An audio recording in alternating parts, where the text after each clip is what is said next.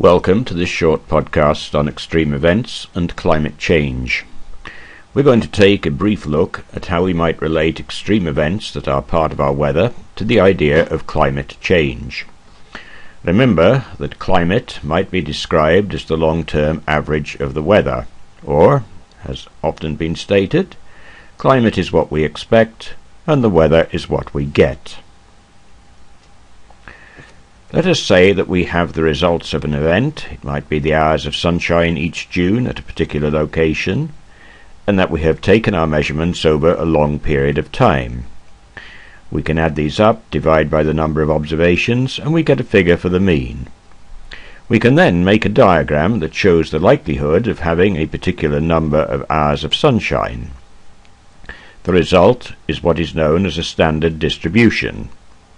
This particular distribution shows a fairly smooth bell-shaped curve, but the curve may not always look this smooth.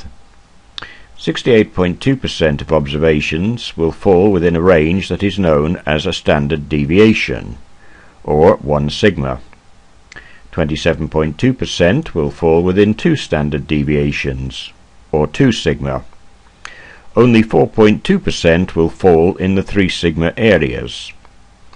Of the 3 sigma events, only 2.1% would be expected to be this much higher than the mean, and the same amount for lower than the mean. To keep it simple, we are suggesting that if you had 100 years' worth of data about hours of sunshine in June, then only about 2 of these years would be expected to be sufficiently higher to fall into a 3 sigma area. These diagrams have been used with risk assessment, such as the likelihood of flooding, but we can also use them to give an idea of the probability of an event occurring. Here we have a temperature plot for 1947, with 2 lines representing the upper and lower limits of a 2 sigma deviation. What we can see are that there are a number of points that are outside these lines, which we might regard as extremely cold or extremely hot days, depending on where they occur. Obviously, these are less likely to occur than most temperatures. The number of events that we might class as weather events that are extreme has been steadily increasing. But how significant are these? Remember that if you look at a chart like this, then this chart is probably including heat waves, floods, cold spells, hurricanes, and probably many other events. This adds a little more information to the previous chart, because this one tells us in which parts of the world the extreme events have occurred. But we should note here that these are spread over a period of just over a decade. If we consider 1 year, then we can see that there have been a number of extreme events. We can see that they still include floods, storms, heat waves and drought. We need to look at just one item and try and discover more from the data. Now here we are considering just one aspect of the weather, the temperature in different areas. We can see that there have been changes. In some cases the temperature appears to be above what might be expected, and in other areas it seems to be below the expectation. Note that we have a reference to a mean which is determined from a baseline. A baseline simply means the period over which the mean was determined. In this case we see a mean from 1981 to 2010, and how the temperatures for 2013 relate to this. The temperatures are the mean for the month of February. By determining the mean using a baseline for each decade, we notice that there is a shift in the position of the bell curve. The shift to the right shows that the average temperature is increasing slightly.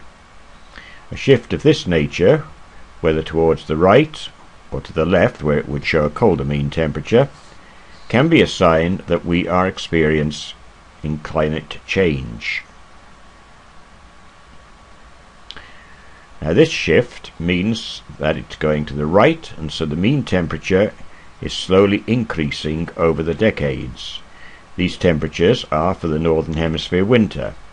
and suggest a warming is taking place, which does represent a climate change. So now we might try and look for other supporting data. This graph, for instance, shows the high and low temperatures for Australia over a period of time. What we can see fairly clearly is that the mean temperature is increasing. That red line represents the mean. If we look at extreme events in another part of the world, in this case the USA, we can see that a large number of events were recorded in 2011. However, we are only interested in temperature, so what we want to look at is the data related to temperature extremes.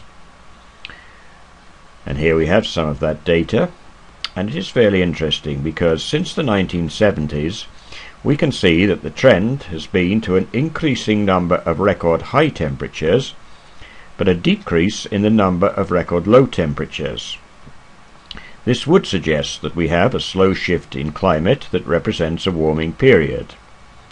If we were to plot the distributions for each decade, then we should observe a bell curve that is shifting slightly towards higher temperatures for the mean. Now here we have data showing records for various countries which were set in 2010. Now we cannot interpret too much from this data, but what we can see is that they might well suggest a shift, and it would be worthwhile investigating more data from each individual country. So, to sum up, we are seeing that by comparing data using baselines and determining standard deviation, we are seeing a shift from a colder climate to a warmer climate. Now these diagrams do not tell us anything about the cause, they merely show that we are experiencing a shift in climate, and that shift in climate is what scientists call climate change. We need to be careful when handling data.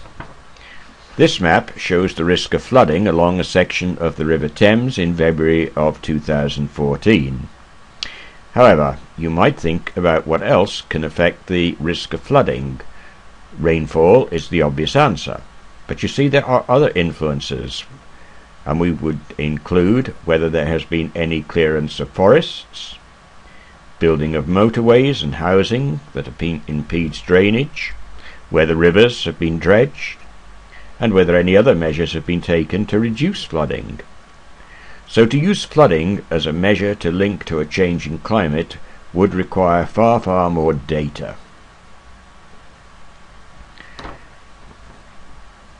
Here we have a better set of data, the rainfall records, and they're an indication of when rainfall has been exceptionally high or exceptionally low for a particular year.